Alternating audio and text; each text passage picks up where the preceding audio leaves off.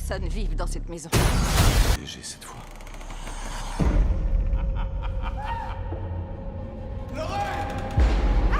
Descends vite! Lorraine! Il faut tirer!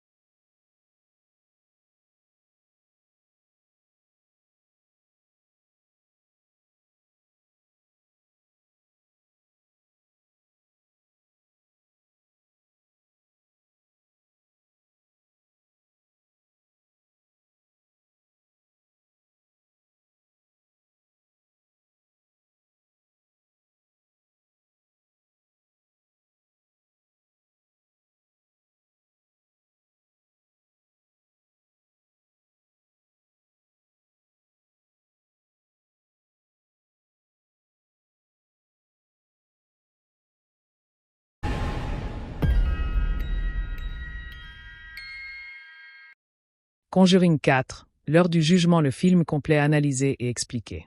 Conjuring, l'heure du jugement clôt le récit des enquêteurs paranormaux les plus célèbres du cinéma, Ed et Lorraine Warren.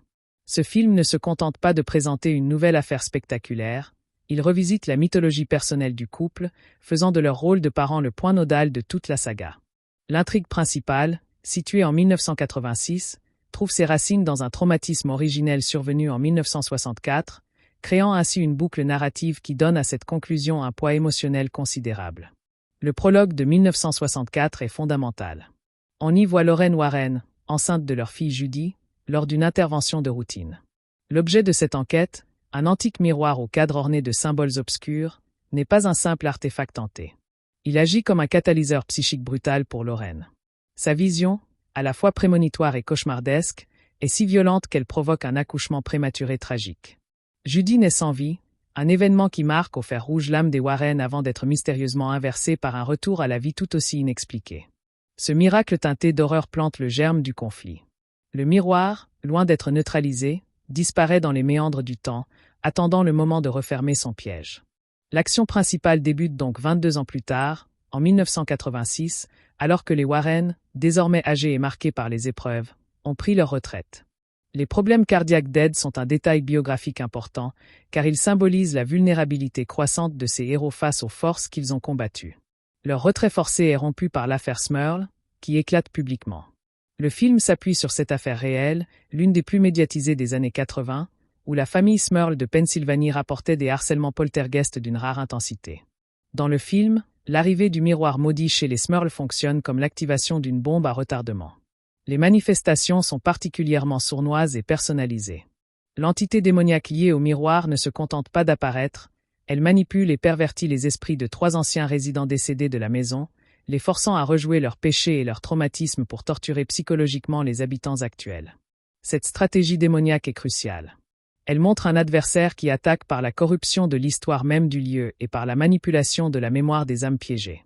Les scènes d'horreur qui en découlent jouent donc moins sur le choc visuel pur que sur un sentiment de violation intime et de dissonance, où le foyer devient un théâtre de souffrances passées rejouées à l'encontre d'innocents. La terreur est systémique, envahissante, cherchant à briser les Smurls par l'usure et la terreur psychologique.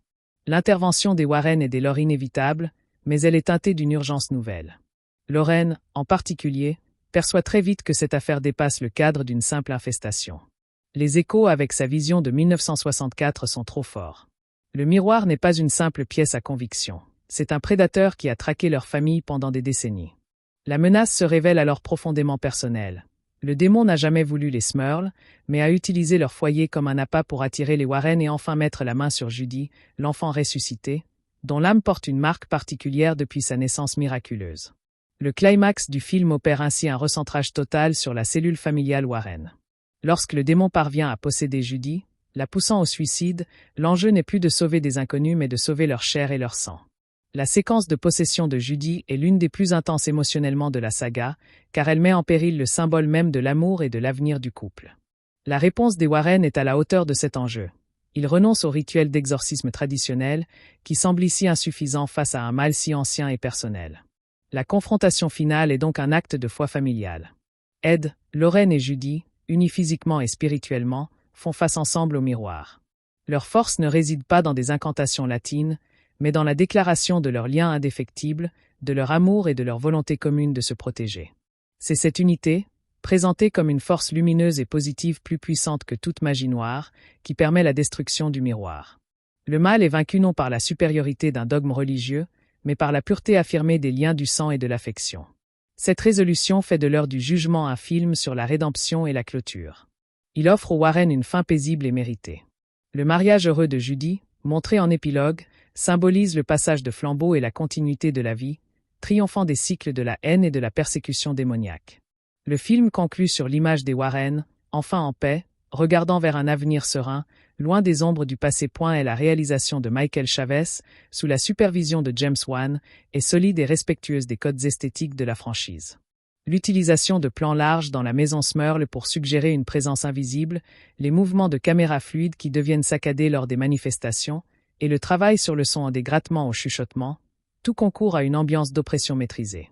Cependant, on sent que la patte de Wan, plus inventive et audacieuse dans la mise en scène de la peur, manque quelque peu. Les scars sont souvent calibrés et prévisibles, suivant une mécanique bien rodée mais moins surprenante. Les thèmes du film sont portés par des performances d'acteurs profondément ancrées. Vera Farmiga incarne une Lorraine à la sagesse tragique, portant le poids des décennies de vision et de combat. Patrick Wilson offre un Ed plus fragile physiquement, mais dont la détermination et l'amour paternel restent la colonne vertébrale inébranlable. Leur alchimie, construite sur 4 films, atteint ici son apogée dans des scènes de vulnérabilité et de tendresse qui donnent toute sa crédibilité à la résolution finale. La position du film concernant la véracité des Warren est, comme pour les précédents opus, celle d'une adhésion sans réserve à leur mythologie. Le film les dépeint comme des héros incontestables, des phares dans les ténèbres. Cette vision idéalisée, nécessaire à la cohérence du récit cinématographique, occulte volontairement les controverses qui ont entouré le couple réel, souvent accusés d'embellir ou même d'inventer des affaires pour leur profit. La scène post-générique, montrant une photo d'Ed Warren avec le véritable miroir de conjuration, réaffirme cette volonté de s'inscrire dans la lignée du basé sur des faits réels, un argument marketing devenu indissociable de la saga. Et la réception du film a été partagée, reflétant cette dualité. D'un côté, les fans de la saga et des personnages ont généralement salué la conclusion émotionnellement satisfaisante, le soin apporté à boucler l'arc narratif des Warren et la puissance des moments familiaux. De l'autre, les critiques ont souvent pointé un manque d'originalité horrifique, une formule qui s'essouffle, et une peur moins viscérale que dans les 2 premiers volets. Le film est perçu comme un épisode de conclusion avant d'être une innovation dans le genre. Au box-office, cependant, le succès est indéniable. Les chiffres mondiaux avoisinant le demi-milliard de dollars prouvent l'attachement du public à ces personnages et à cet univers. Le film a rempli son contrat, offrir un adieu digne et spectaculaire à Ed et Lorraine Warren. Il fonctionne comme un grand final d'opéra, où les thèmes musicaux familiers se croisent une dernière fois pour une apothéose sentimentale. Conjuring, l'heure du jugement est donc une œuvre à deux visages. En tant que chapitre d'horreur autonome, il pêche parfois par un certain conformisme et une peur trop calculée. Mais en tant que point final d'une saga familiale étalée sur plus d'une décennie au cinéma, il est une réussite poignante. Il replace la famille, à la fois comme cible ultime du mal et comme rempart absolu contre lui, au centre de toute la mythologie Conjuring. Le miroir, objet réfléchissant par excellence, aura finalement servi à révéler non pas les apparences déformées du démon, mais l'image essentielle et indestructible des Warren, unis face à l'ombre. La boucle est bouclée, non pas sur un cri, mais sur une étreinte, signant la fin d'une ère pour le cinéma d'horreur populaire. Et la force du film réside dans sa capacité à transformer une simple affaire de hantise en une confrontation métaphysique sur la nature du sacrifice et de la rédemption. Les Smurls ne sont pas seulement des victimes mais deviennent le catalyseur involontaire d'un règlement de compte bien plus ancien. Leurs souffrances, bien que réelles à l'écran, sont finalement reléguées au second plan par le récit personnel des Warren, ce qui constitue un choix narratif audacieux. Ce recentrage peut être perçu comme une faiblesse scénaristique par certains, mais il s'impose comme la seule issue logique pour une saga ayant toujours placé le couple au centre de sa mythologie. L'objet maudit, le miroir, est bien plus qu'un simple accessoire effrayant. Il fonctionne comme une porte et une prison, un piège à âme qui capture et pervertit les souvenirs. Sa conception visuelle, chargée d'un symbolisme occulte à la fois complexe et immédiatement lisible, en fait l'un des artefacts les plus mémorables de la franchise.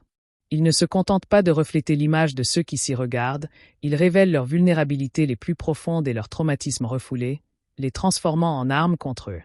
Son mécanisme de menace est donc parfaitement adapté à des personnages comme les Warren, dont la vie est bâtie sur des visions et des perceptions extrasensorielles. La possession de Judy Warren représente un tournant radical dans l'économie narrative de la série. Pour la première fois, le mal ne s'attaque pas à un client ou à un inconnu, mais au cœur même de la famille protectrice. Cette attaque directe contre la princesse de la saga renverse totalement la dynamique habituelle des sauveurs venant en aide aux affligés.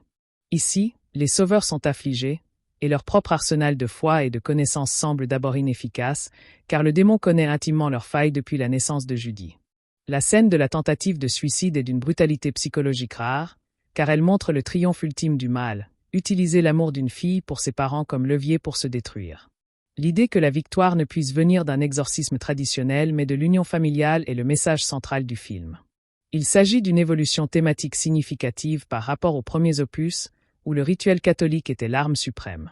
Dans l'heure du jugement, la religion institutionnelle est présentée comme un outil utile mais insuffisant face à un mal aussi personnel et ancien. La véritable puissance vient de la déclaration volontaire et unanime des liens d'amour, agissant comme une force de purification plus fondamentale que toute liturgie. Ce choix élève la saga du domaine de l'horreur religieuse à celui du drame familial métaphysique. Le prologue de 1964 est essentiel car il réécrit rétroactivement toute la saga. Il insinue que le premier grand traumatisme des Warren en tant que parents a toujours été la cible d'une entité patiente. Cela donne une nouvelle dimension poignante à toutes leurs enquêtes passées. On peut y voir une quête inconsciente pour comprendre le mal qui a frôlé leur enfant, une accumulation de connaissances pour le jour où il reviendrait. La naissance morte de Judy n'est pas un simple drame mélodramatique, mais l'instauration d'une dette métaphysique, d'un miracle qui a involontairement marqué l'enfant comme une proie de choix pour les forces obscures. La performance de Vera Farmiga atteint des sommets de subtilité dramatique dans cet opus. Elle joue une Lorraine épuisée, non pas par les années, mais par le fardeau d'une prescience qui lui a montré la menace sans lui en donner les clés pour l'arrêter. Son regard porte la mémoire de cette vision de 1964, et chaque interaction avec Judy est teintée d'une peur maternelle à la fois refoulée et omniprésente. Farmiga excelle à montrer la fracture intérieure entre la femme de foi confiante et la mère terrifiée, faisant de son personnage la véritable épicentre émotionnelle du film. Patrick Wilson, quant à lui, donne à Ed Warren une humanité tangible et vulnérable. Son problème cardiaque n'est pas un simple MacGuffin pour justifier la retraite. C'est une métaphore physique de l'usure d'une vie passée à affronter les ténèbres.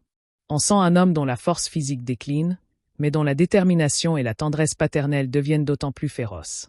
La scène où il insiste pour reprendre l'enquête malgré les risques pour sa santé n'est pas un acte de bravade héroïque, mais l'expression viscérale d'un père qui sent sa famille menacée et ne peut rester à l'écart. Le traitement des phénomènes paranormaux chez les Smurls est notable pour son escalade méthodique et psychologique. Le démon ne commence pas par des apparitions spectaculaires, mais par des manipulations sournoises, odeurs, bruits, déplacements d'objets, perturbations du sommeil.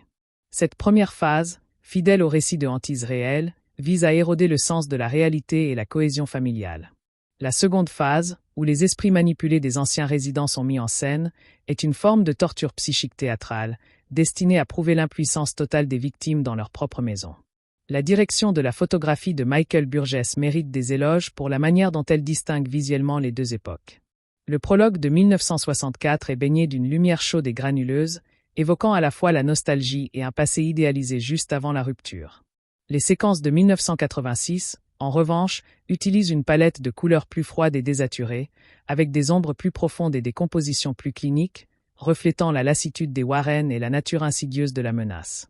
La maison Smurl, quant à elle, est filmée comme un organisme vivant et hostile, avec des angles qui déforment les corridors et des plans larges qui accentuent le sentiment d'isolement. Le scénario de David Leslie Johnson MC Goldrick réussit le pari difficile de tisser une nouvelle affaire autonome tout en y intégrant l'arc conclusif de personnages bien établis. Il évite l'écueil du simple best-of en créant une menace qui exige que les Warren utilisent tout leur savoir, mais d'une manière fondamentalement différente. Le dialogue, notamment les échanges entre Ed et Lorraine, est moins expositif que dans les précédents films. Il repose davantage sur une communication non verbale, sur des regards chargés d'une histoire commune, ce qui renforce l'authenticité de leur relation face à l'épreuve finale. L'utilisation du son et de la musique de Joseph Bichara est, comme toujours, un personnage à part entière. Cependant, on note une évolution. Les stings musicaux agressifs, les jump-scares sonores, sont moins présents, remplacés par une tension ambiante plus soutenue, basée sur des drones inquiétants et des distorsions subtiles de bruit domestique. Lors du climax, la partition adopte des accents plus dramatiques et mélodiques, soutenant l'émotion familiale plutôt que de simplement accentuer la peur, signe que la priorité narrative a changé. La thématique du miroir est exploitée dans toute sa dimension symbolique. Il représente l'autoconfrontation, la face obscure et le piège de la contemplation narcissique. Pour les Warren, se confronter au miroir signifie affronter leur plus grand échec présumé, n'avoir pas pu protéger leur fille dès le premier jour. La destruction de l'objet n'est donc pas seulement une victoire sur un démon, mais une victoire sur leur propre culpabilité refoulée. Briser le miroir, c'est briser le cycle d'auto-accusation et accepter que le miracle de la vie de Judy a toujours été plus fort que la malédiction qui la convoitait. La figure du démon est intentionnellement moins définie visuellement que dans les autres films. On perçoit davantage son influence que sa forme, via les esprits qu'il manipule. Ce choix maintient une part de mystère et suggère un mal plus ancien et plus abstrait, une sorte de principe de corruption plutôt qu'une entité individuelle avec un nom. Son objectif, s'emparer de l'âme marquée de Judy, relève d'une logique quasi-alchimique perverse, cherchant à corrompre un miracle pour en faire une arme contre ceux qui l'ont rendu possible, les Warren eux-mêmes. Le film propose une réflexion intéressante sur l'héritage et le prix de la vocation. Les Warren ont consacré leur vie à aider les autres, souvent au détriment de leur paix personnelle et de leur sécurité. L'heure du jugement pose la question du coût ultime de ce sacrifice. La réponse du film est mitigée. Le prix a été immense, la menace constante, le traumatisme de Judy, mais le jugement final est clément. Leur amour et leur dévouement leur valent une retraite paisible et le salut de leur fille, comme une récompense cosmique pour une vie de combat. Le personnage de Judy, adulte, est crucial pour ancrer le film dans une continuité émotionnelle. Elle n'est pas un simple faire-valoir ou une victime passive. Son acceptation du don de sa mère et son courage face à la possession montrent qu'elle a hérité de la force des Warren, mais sans le bagage de terreur qui l'accompagne. Son mariage en épilogue symbolise la normalité et l'avenir que ses parents ont combattu pour offrir, non pas à l'humanité en général, mais à elle en particulier. C'est la boucle narrative la plus satisfaisante. Les guerriers ont permis à la nouvelle génération de vivre en paix. La scène post-générique, avec la photo du vrai Ed Warren, fonctionne comme un saut d'authenticité et un hommage mélancolique. Elle rappelle aux spectateurs le pont ténu entre le film de divertissement et les récits qui ont nourri l'imagination populaire. Elle ancre délibérément la conclusion fantastique dans une prétention au réel, maintenant ainsi le pacte fictionnel propre à la saga Conjuring. C'est un clin d'œil aux fans et une façon de rendre les derniers honneurs au couple dont le personnage a dépassé la réalité historique. La réception critique mitigée s'explique souvent par un décalage d'attente. Les puristes de l'horreur cherchaient un retour à la terreur maîtrisée de James Wan, tandis que le film offre un final davantage axé sur la résolution dramatique. Le film est jugé à l'aune de son statut de conclusion de saga, ce qui est à la fois sa force et sa faiblesse. Il ne peut être pleinement apprécié sans la connaissance des films précédents, car sa puissance émotionnelle est cumulative, reposant sur un investissement de près de 10 ans dans le destin de ses personnages. Le succès commercial indéniable prouve que la recette, bien que critiquée pour son manque de renouvellement, conserve une efficacité populaire formidable. Le public est venu dire au revoir à des personnages devenus iconiques, Et le film lui a offert cette satisfaction. Il opère comme un rite de passage collectif pour la franchise, permettant de tourner la page sur les Warren pour potentiellement explorer de nouveaux récits dans cet univers sans leur figure centrale.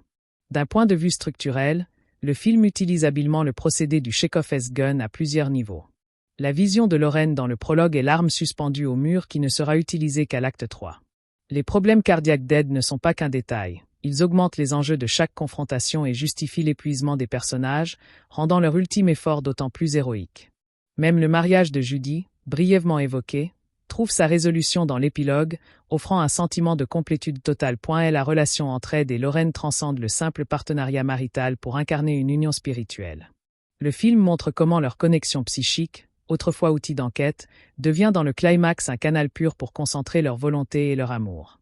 Ils ne combattent pas côte à côte, mais comme une seule entité, avec Judy comme point focal de cette force unifiée. C'est l'apothéose de leur relation, présentée comme une alchimie si parfaite qu'elle devient une forme de magie blanche à part entière. Le traitement des victimes secondaires, les Smurls, évite l'écueil de l'oubli. Leur souffrance n'est pas minimisée, mais elle est contextualisée comme faisant partie d'un plan plus vaste. Le film suggère, avec une pointe d'amertume, que certaines afflictions dans l'univers Conjuring sont causées non par le hasard, mais par un ciblage stratégique démoniaque. Les Smurls étaient le maillon faible par lequel atteindre les Warren, ce qui ajoute une couche de tragédie à leur calvaire. Ils étaient des pions dans une guerre qu'ils ignoraient. La notion de jugement du titre est polysémique.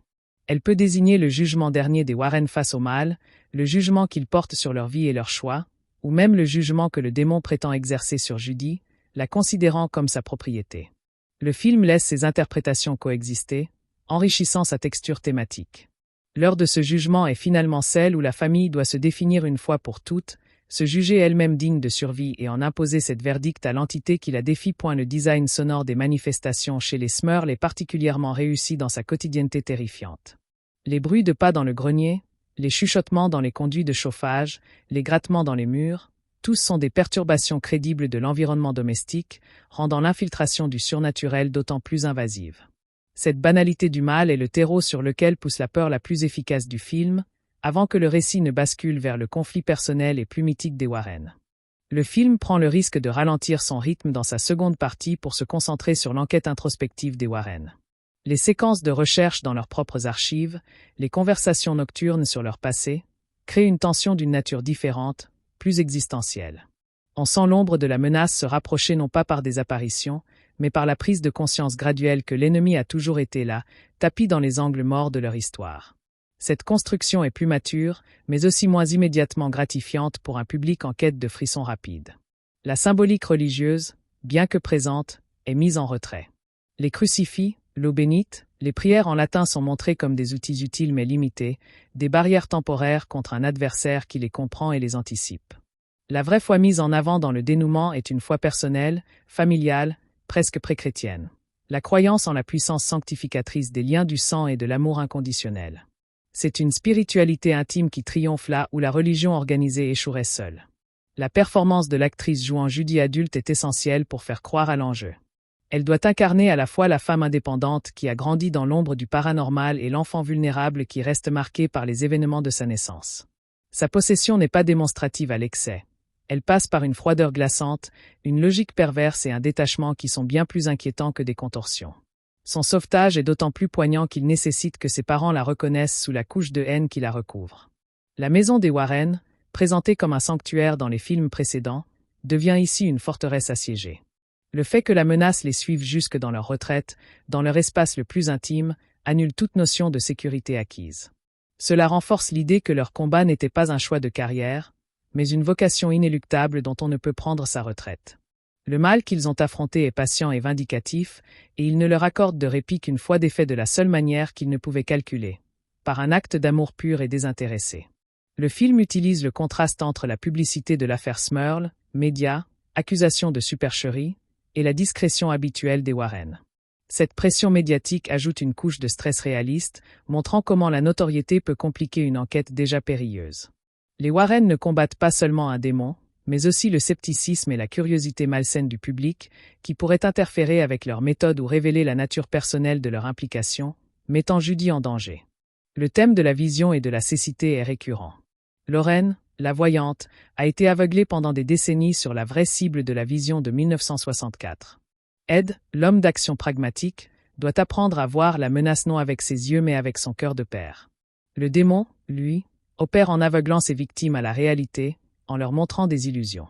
Le climax est un acte de vision claire collective, où chaque membre de la famille voit enfin la vérité et agit en conséquence, dissipant les illusions. Et la cinématographie lors de la scène finale est délibérément épurée. Pas de pyrotechnie visuelle excessive, pas de monstres CGI surchargés. L'accent est mis sur les visages des trois acteurs, sur leurs expressions de douleur, d'amour et de détermination. La destruction du miroir est elle-même relativement simple, mais chargée de sens. C'est un choix de mise en scène courageux qui privilégie la résolution émotionnelle au spectaculaire, affirmant que le véritable enjeu du film était toujours intérieur. La musique finale, lors de l'épilogue du mariage et de la retraite des Warren, rompt complètement avec les tonalités anxiogènes du reste du film. Elle est douce, nostalgique et apaisante, comme une berceuse après la tempête. Elle sert de catharsis non seulement pour les personnages, mais aussi pour le public, l'invitant à partager ce moment de paix bien mérité. C'est la note sur laquelle la saga choisit de se terminer, non dans la terreur, mais dans la sérénité retrouvée. L'héritage du film au sein de la franchise est celui du chapitre conclusif qui permet la clôture. Il ne laisse pas de portes ouvertes majeures pour les Warren, scellant leur histoire de manière définitive et satisfaisante. En cela, il respecte ses personnages et le public qui les a suivis. Il libère également l'univers Conjuring de son axe central, permettant aux futurs films, sur la nonne, l'Annabelle, etc., d'exister dans un cadre plus large, sans l'obligation de croiser les chemins des deux célèbres enquêteurs. L'analyse des thèmes familiaux révèle une profondeur inattendue. Au-delà de l'unité face au mal, le film explore la culpabilité parentale, aurait-il dû anticiper, la transmission du trauma, Judy a-t-elle hérité d'une malédiction, et la définition de la protection, est-ce éloigner la menace ou s'y confronter ensemble. La réponse du film à ces questions est que la famille n'est pas un rempart statique, mais un organisme dynamique qui grandit et se renforce à travers les épreuves partagées. La comparaison avec les autres volets de la saga est inévitable. L'heure du jugement manque peut-être de l'élégance horrifique du premier Conjuring ou de l'ambition narrative du troisième. En revanche, il les surpasse en cohésion thématique et en maturité émotionnelle. Il est moins un film d'horreur qu'un drame familial se déroulant dans un cadre horrifique, et c'est de cette tension que naît son identité unique, mais aussi les critiques sur son manque de peur pure. Le choix de Michael Chavez comme réalisateur pour ce final est intéressant. Après The Curse of La Llorona et Conjuring 3, il démontre une maîtrise solide du langage visuel de la franchise, même s'il ne l'innove pas. Son travail ici est précis et respectueux, mettant en avant les personnages et l'atmosphère plutôt que de chercher à imposer une signature artistique disruptive. C'est peut-être la bonne approche pour un épisode d'adieu, qui doit avant tout servir la conclusion des arcs narratifs. Le film soulève, sans y répondre directement, une question théologique intéressante au sein de son propre univers. Si l'amour familial est la force ultime, quelle est alors la place de Dieu et des rituels de l'Église? Le film semble proposer une réponse inclusive. La foi religieuse est un canal, mais la source de la puissance est l'amour sous toutes ses formes, dont l'amour divin est une manifestation, mais pas la seule. L'union des Warren devient ainsi un sacrement en soi, indépendant de toute institution. Et la narration en deux temps 1964 sur 1986 crée un rythme poignant de cause à effet différé. Le spectateur possède une connaissance que les personnages principaux mettent des décennies à acquérir pleinement. Cette ironie dramatique intensifie le sentiment de fatalité et rend la révélation finale, lorsqu'ils comprennent le lien, aussi libératrice pour eux que pour le public. C'est une structure classique mais efficace, qui donne une épaisseur tragique à l'histoire d'horreur contemporaine. Le traitement des esprits manipulés par le démon est une métaphore puissante de la façon dont le trauma peut être recyclé pour infliger de nouvelles souffrances. Ces âmes ne sont pas volontairement maléfiques, elles sont elles-mêmes des victimes, torturées et forcées de rejouer leur agonie pour autrui. Cela ajoute une couche de tristesse et de complexité morale à l'antagonisme, montrant un démon qui corrompt tout, même la mémoire des morts, et non seulement les vivants. La crédibilité des manifestations repose largement sur les performances des acteurs secondaires, les Smurls. Leur peur doit paraître épuisée, réelle, passant de la confusion à la terreur pure. Leur dynamique familiale, qui se fissure sous la pression, fait écho à celle des Warren qui, elle, se renforce. Cette mise en parallèle souligne le thème central. C'est la qualité des liens, et non leur simple existence, qui permet de résister à la dissolution que cherche à provoquer l'entité maléfique. L'écriture du personnage de Lauren lui offre un arc complet magnifique. Elle commence la saga comme une médium effrayée par son don, le maîtrise au fil des films, et dans celui-ci, doit l'utiliser non pour enquêter, mais pour sauver le fruit même de l'amour que son don a mis en péril. Son voyage est un cercle qui se referme, et Farmiga rend chaque étape de cette conclusion avec une grâce et une intensité qui ancrent tout le film dans une authenticité psychologique rare pour le genre. De même, l'arc d'Ed Warren est celui d'un guerrier qui doit apprendre que sa plus grande force n'est pas dans la confrontation physique ou l'érudition, mais dans l'acceptation de sa vulnérabilité et dans la puissance de son rôle de père. Sa condition cardiaque est le symbole physique de cette leçon. Le héros ne triomphe pas en étant plus fort que le monstre, mais en étant assez humble pour reconnaître que sa force, et celle de sa famille, est d'une nature différente et plus essentielle. L'esthétique des années 80 est subtilement intégrée, sans caricature. Elle se ressent dans les costumes, les voitures, et l'atmosphère générale, servant de toile de fond discrète mais tangible. Cette période, souvent associée à un matérialisme et un excès, contraste avec la lutte spirituelle et intemporelle des Warren. Elle rappelle aussi que l'ère des grands exorcismes médiatisés, comme l'affaire Smurl, appartenait bien à cette décennie, ancrant le film dans un contexte socioculturel précis. Le film évite soigneusement le piège du sentimentalisme excessif dans son climax. L'expression de l'amour familial n'est pas verbale ou mélodramatique, elle est action, présence et regard. Le fait qu'ils détruisent le miroir ensemble, en silence pour l'essentiel, donne à la scène une gravité et une solennité qui élèvent l'émotion au-dessus du simple drame. C'est un moment de pure résolution cinématographique, où le dialogue des âmes remplace les mots. En conclusion, Conjuring, l'heure du jugement assume pleinement son rôle de finale. Il est une rétrospection, un règlement de compte et une bénédiction pour ses personnages principaux. S'il ne redéfinit pas le genre horrifique et s'appuie sur une formule éprouvée, il atteint son objectif premier. Offrir une sortie digne, émotionnellement riche et thématiquement cohérente à Ed et Lorraine Warren. Il prouve que dans une saga bâtie sur la peur, la plus grande victoire peut être de laisser ses héros en paix, et que la terreur la plus profonde n'est parfois que l'envers d'un amour à défendre. L'introduction du miroir comme antagoniste central permet une exploration du thème de la résonance spirituelle, où un objet devient l'écho amplifié d'un péché originel ou d'un traumatisme collectif. Sa malédiction ne réside pas uniquement dans ce qu'il montre, mais dans ce qu'il absorbe et restitue des consciences qui l'ont approché. Il agit moins comme une entité autonome que comme un amplificateur pervers des peurs et des regrets les plus enfouis de ses victimes, créant une boucle de rétroaction négative entre le présent et le passé. Cette mécanique narrative transforme chaque personnage en collaborateur involontaire de sa propre terreur, car c'est leur substance psychique qui alimente les phénomènes. La possession de Judy représente une violation ultime de l'intimité familiale, mais elle sert aussi de révélateur métaphysique. Le démon ne cherche pas simplement à détruire son corps ou à l'utiliser comme véhicule, il aspire à effacer l'identité même créée par l'amour de ses parents pour la remplacer par une entité forgée dans la haine et l'opportunisme spirituel. Cette confrontation met à nu la bataille pour l'âme de Judy comme le véritable enjeu de toute la saga, une bataille qui se joue depuis sa conception miraculeuse. La tentative de suicide orchestrée par l'entité est la matérialisation logique de ce projet, l'autodestruction de l'âme ciblée, achevant ainsi le travail entamé lors de la naissance mort-née. L'union familiale comme arme absolue constitue une réinterprétation audacieuse de la théologie souvent présente dans le cinéma d'horreur. Ici, le sacré n'est pas institutionnel mais relationnel, il naît de la cohésion inconditionnelle et de la volonté commune de se sacrifier l'un pour l'autre. Ce triomphe de l'amour agapé, désintéressé, sur les forces de la corruption propose une vision presque romantique de la spiritualité, où le foyer devient un sanctuaire plus puissant que toute église. Le rituel final est ainsi dépouillé de tout formulaire liturgique pour ne garder que l'essence, une déclaration d'être et d'appartenance face au néant. Le prologue de 1964 fonctionne comme une pierre angulaire narrative qui redéfinit la trajectoire émotionnelle de toute la franchise. Il introduit l'idée d'une dette karmique ou d'un contrat spirituel involontaire, où le miracle du retour à la vie de Judy aurait créé une faille ou une attirance pour les entités avides d'une telle énergie vitale. Cette perspective ajoute une dimension tragique au succès passé des Warren. Chaque victoire pourrait être interprétée comme un report de l'affrontement inévitable avec la conséquence ultime de leur premier drame. Leur carrière entière se voit ainsi réinterprétée comme une longue préparation à cette heure du jugement. Vera Farmiga incarne une Lorraine dont la sagesse est désormais teintée d'une lassitude profonde, celle de celle qui a trop vu et doit continuer à regarder. Son don n'est plus une curiosité ou un outil, mais un fardeau prophétique dont elle doit assumer le poids silencieux. La subtilité de son jeu réside dans la manière dont elle communique la tension constante entre la nécessité de protéger sa famille en anticipant les menaces et le désir de les préserver de l'horreur de ses propres visions.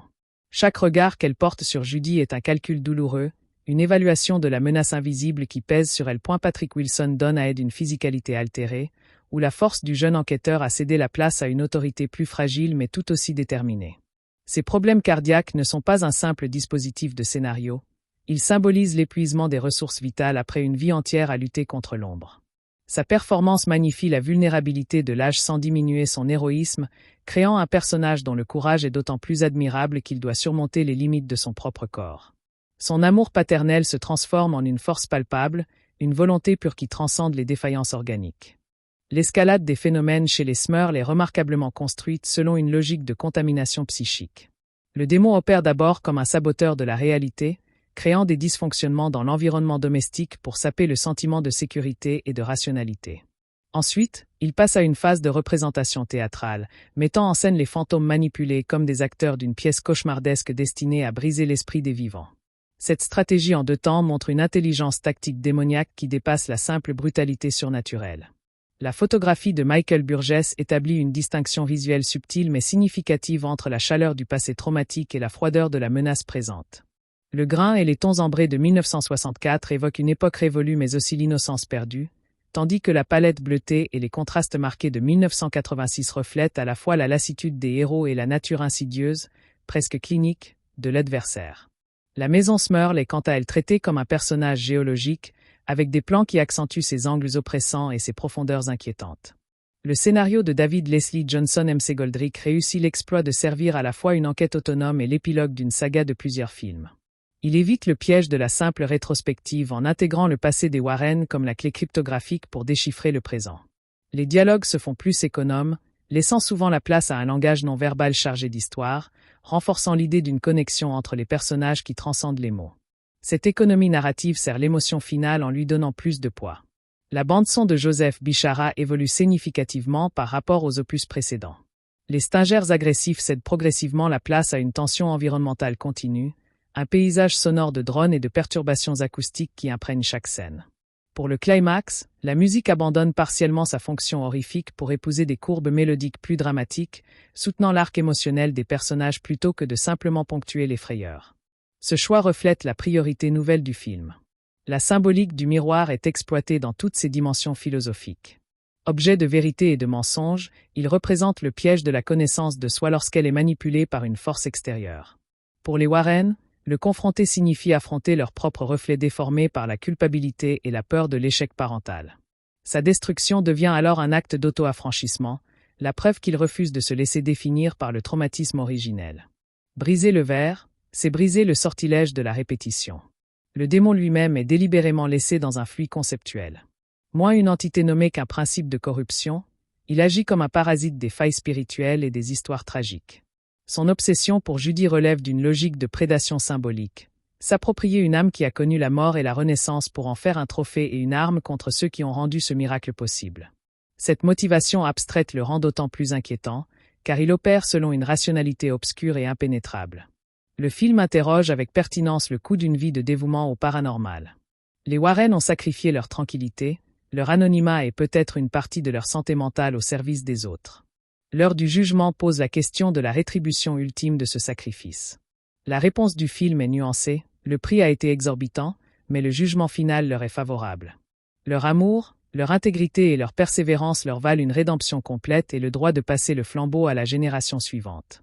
Le personnage de Judy adulte est essentiel comme symbole de continuité et de résilience. Elle n'est ni une victime passive ni une simple extension de ses parents. Son acceptation sereine de son héritage psychique, puis son courage face à la possession, démontre qu'elle a assimilé la force des Warren sans être consumée par l'horreur. Son mariage final symbolise la normalité reconquise, l'avenir radieux que ses parents ont rendu possible par leur combat. C'est la conclusion la plus satisfaisante, les guerriers ont permis à leur descendance de vivre en paix.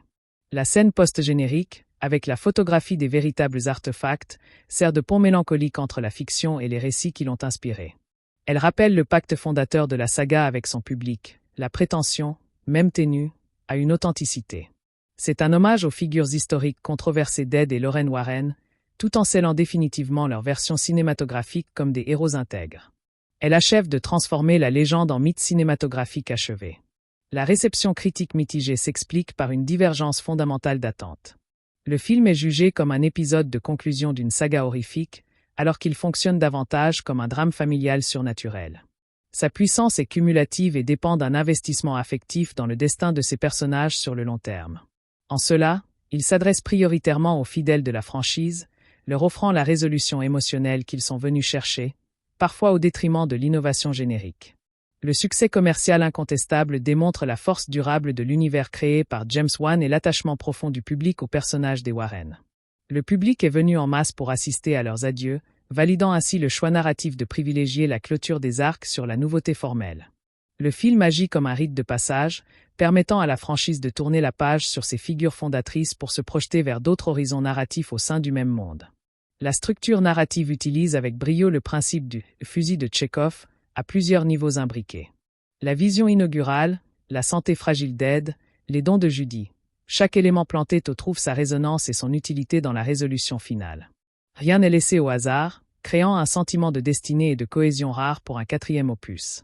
Cette rigueur scénaristique confère à l'ensemble une solennité et une gravité qui élèvent le matériau de base. La relation Ed-Lorraine atteint ici son apogée en tant qu'union spirituelle opérationnelle. Leur connexion n'est plus seulement un outil d'enquête mais le canal par lequel une volonté unifiée peut se manifester avec une force transformative. Ils ne combattent pas ensemble, mais comme un seul être à deux consciences, avec Judy comme point de focalisation de cette énergie conjuguée. Leur amour est littéralement présenté comme une alchimie capable de générer une lumière capable de dissiper les ténèbres les plus anciennes. Le traitement des Smurls évite l'écueil de l'instrumentalisation pure. Leur calvaire n'est pas minimisé, mais il est contextualisé comme une tragique conséquence collatérale d'une guerre spirituelle dont ils ignoraient tout. Le film suggère, avec une froideur réaliste, que dans cet univers, certaines souffrances ne sont pas des accidents mais des dommages collatéraux d'un ciblage démoniaque stratégique. Ils étaient le maillon faible par lequel frappaient les Warren, ce qui ajoute à leur histoire une amère dimension de fatalité. La polysémie du titre, l'heure du jugement, est richement exploitée. Elle peut signifier le jugement dernier des Warren par le mal, le jugement qu'ils portent sur leur propre vie et ses sacrifices, ou le jugement que l'entité prétend exercer sur l'âme de Judy. Le film laisse ces interprétations coexister, créant une densité thématique appréciable. L'heure en question est finalement celle de la vérité ultime, où chaque protagoniste doit se définir et imposer cette définition à l'adversité. Le design sonore des manifestations dans la maison Smurl excelle dans son ancrage dans le quotidien. Les bruits domestiques détournés, systèmes de chauffage, planchers qui craquent, robinets qui goûtent, sont plus troublants que des hurlements surnaturels, car ils corrompent le sentiment même de familiarité du foyer. Cette banalité du mal constitue le terreau le plus fertile pour la peur, avant que le film ne bascule vers un registre plus épique et personnel lors de la confrontation finale. Le film prend le risque d'un ralentissement contemplatif dans son deuxième acte, consacré à l'enquête introspective des Warren. Ces séquences de recherche dans leurs archives, de conversations nocturnes chargées de sous-textes, génèrent une tension d'une autre nature, plus existentielle. La menace se rapproche ici non par des apparitions, mais par la prise de conscience croissante que l'ennemi a toujours été tapi dans les angles morts de leur propre histoire. Cette construction exigeante privilégie la maturation dramatique à l'immédiateté des frissons. La symbolique religieuse est soigneusement recalibrée. Les objets sacrés et les prières sont montrés comme des outils valables mais limités, des barrières temporaires contre un adversaire qui les comprend et les anticipe. La foi décisive est une foi personnelle, familiale, intime. C'est la croyance en la force sanctificatrice des liens du sang et de l'amour inconditionnel qui triomphe, proposant une spiritualité universelle qui transcende le cadre strict d'une religion organisée. La performance de l'actrice incarnant Judy adulte est cruciale pour ancrer l'enjeu dans une authenticité psychologique. Elle doit incarner une femme ayant construit sa normalité en dépit d'un héritage extraordinaire, tout en laissant transparaître la vulnérabilité de l'enfant marqué par un trauma prénatal. Sa possession est jouée avec une froideur logique et un détachement bien plus inquiétant que des convulsions, rendant son sauvetage d'autant plus urgent et émouvant. La maison des Warren, sanctuaire dans les films précédents, devient une forteresse dont les murs psychiques sont attaqués. Le fait que la menace les poursuive dans leur retraite prouve que leur vocation n'était pas un choix de carrière mais un destin inéluctable dont on ne peut se défaire. L'entité démoniaque est présentée comme patiente et vindicative, n'accordant le repos qu'après une défaite qu'elle n'avait pas prévue, car fondée sur une logique, l'amour familial désintéressé, qui dépasse son entendement corrompu. Le contraste entre le tapage médiatique autour des Smurls et la discrétion habituelle des Warren ajoute une couche de tension sociétale réaliste. Les Warren doivent non seulement combattre le démon, mais aussi naviguer dans les eaux troubles du scepticisme public, de la curiosité malsaine et des accusations de charlatanisme. Cette pression externe complique leur mission et menace de révéler la nature profondément personnelle de leur implication, exposant ainsi Judy à un danger supplémentaire. Le thème de la vision et de la cécité spirituelle est magistralement tissé. Lorraine, la voyante, a été aveuglée pendant des décennies sur la signification réelle de sa vision fondatrice. Ed, l'homme d'action, doit apprendre à voir avec son cœur plutôt qu'avec ses yeux d'enquêteur. Le démon, lui, aveugle ses victimes en leur présentant des illusions cauchemardesques. La résolution advient lorsque la famille atteint une vision claire et unifiée de la vérité, dissipant ensemble les mirages de l'adversaire. La mise en scène du climax est volontairement épurée et centrée sur les performances. Pas d'effets visuels grandioses, mais une focalisation intense sur les visages des trois acteurs, capturant la lutte intérieure, l'amour et la détermination. La destruction du miroir est un acte simple mais d'une grande puissance symbolique. Ce choix audacieux privilégie la résolution émotionnelle et thématique au spectaculaire, affirmant que le véritable champ de bataille était toujours l'âme des personnages. La musique de l'épilogue, lors du mariage de Judy et de la retraite des Warren, opère une rupture tonale radicale et libératrice. Douce, nostalgique et apaisante, elle agit comme une catharsis acoustique, guidant le spectateur vers un sentiment de paix et de clôture. C'est la note finale choisie pour la saga, non pas la terreur, mais la sérénité retrouvée après la tempête, la récompense bien méritée pour des héros qui ont tant donné. L'héritage du film au sein de la franchise est celui du point final qui permet la clôture. Il ne laisse volontairement aucune porte ouverte majeure concernant les Warren, scellant leur histoire avec une satisfaction narrative définitive. Il respecte ainsi les personnages et le public. Il libère également l'univers Conjuring, permettant au récit dérivé d'exister de manière plus autonome, sans la nécessité de se référer constamment à ses figures centrales originelles. L'analyse des dynamiques familiales révèle une profondeur psychologique remarquable. Au-delà de l'unité face au mal, le film explore la culpabilité parentale diffuse, la transmission transgénérationnelle du trauma et la redéfinition de la protection comme acte partagé plutôt que comme barrière imposée. La réponse narrative est que la famille n'est pas un refuge statique, mais un organisme vivant qui se fortifie et se redéfinit précisément à travers les épreuves qu'il surmonte collectivement. Et la comparaison avec les précédents volets est instructive. L'heure du jugement manque de l'élégance horrifique parfaite du premier opus et de l'ambition narrative expansée du troisième. En revanche, il les dépasse en cohérence thématique et en maturité émotionnelle. Il est moins un film d'épouvante qu'un drame familial situé dans un cadre horrifique, et c'est de ce décalage assumé que naissent à la fois son identité singulière et les critiques sur son manque de frisson pur. Le choix de Michael Chavez pour réaliser ce final est cohérent avec la volonté de maintenir une continuité stylistique. Après s'être exercé dans cet univers, il en maîtrise les codes avec une précision d'horloger, même s'il n'en renouvelle pas fondamentalement le langage. Sa réalisation est ici au service de la conclusion des arcs, privilégiant la clarté émotionnelle et la solennité du ton à la prouesse technique ou à l'innovation formelle. C'était probablement l'approche la plus sage pour un adieu. Le film soulève une question théologique implicite. Si la force ultime est l'amour familial, quelle est la place de la divinité et de ses rites? La réponse semble être que l'amour humain dans sa forme la plus pure est une manifestation du divin, un sacrement en soi. L'Église et ses outils sont des auxiliaires précieux, mais la source du pouvoir est relationnelle. L'union des Warren devient ainsi une trinité laïque dont la foi commune en eux-mêmes et en leurs liens constitue l'arme absolue. La structure narrative en deux temps crée une ironie dramatique poignante. Le spectateur comprend avant les personnages le lien entre le prologue et l'intrigue principale, ce qui intensifie le sentiment de fatalité et rend la révélation finale doublement libératrice, pour les Warren qui comprennent enfin, et pour le public qui attendait cette confrontation. C'est une construction classique mais redoutablement efficace, qui donne une épaisseur tragique à une histoire d'horreur contemporaine. Le traitement des esprits fantômes manipulés est une métaphore puissante du recyclage du trauma. Ces âmes ne sont pas intrinsèquement mauvaises, ce sont des victimes éternellement torturées, forcées de perpétuer la souffrance. Le démon se révèle ainsi comme un corrupteur total, s'attaquant non seulement aux vivants mais profanant aussi la mémoire et le repos des morts. Cette dimension ajoute une couche de tristesse et de complexité morale à l'antagonisme, montrant un mal qui souille toute chose qu'il touche.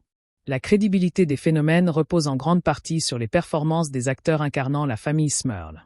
Leur peur doit sembler épuisée, vraie, évoluant de la confusion incrédule à l'horreur résignée.